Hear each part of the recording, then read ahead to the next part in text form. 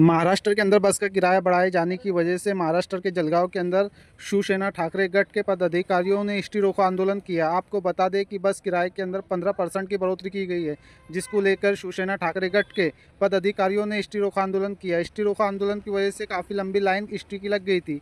इसी को लेकर शिवसेना ठाकरे गठ ने विरोध प्रदर्शन किया। आइए आपको सुनाते हैं पदाधिकारियों ने क्या कहा।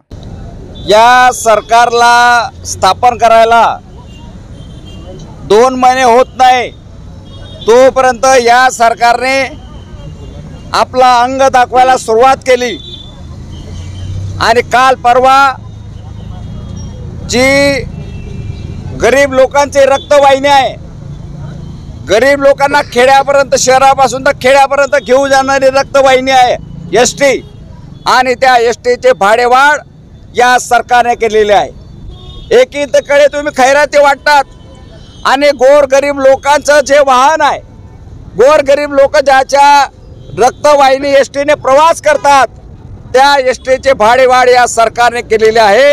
आणि म्हणून हा शिवसेना उद्धव बाळासाहेब ठाकरे या पक्षातर्फे चक्काजाम आंदोलन या ठिकाणी केलेलं आहे। या प्रवाशांच्या ला वेटीस धरण्याऐवजी या प्रवाशांच्या कोणतीही सोयी सुविधा देत नाही, एसटीला चांगली करत नाही आणि भाडेवाढ या सरकारने केली।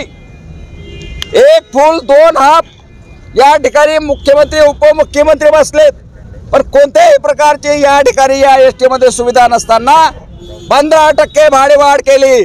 आणि आमची मागणी आहे ही भाडेवाढ त्वरित या सरकारने मागे घेतली पाहिजे। जर मागे घेतली नाही तर याच्यापेक्षा तीव्र आंदोलन या ठिकाणी उभारला जाईल, असं या ठिकाणी मी या ठिकाणी इशारा देतोय।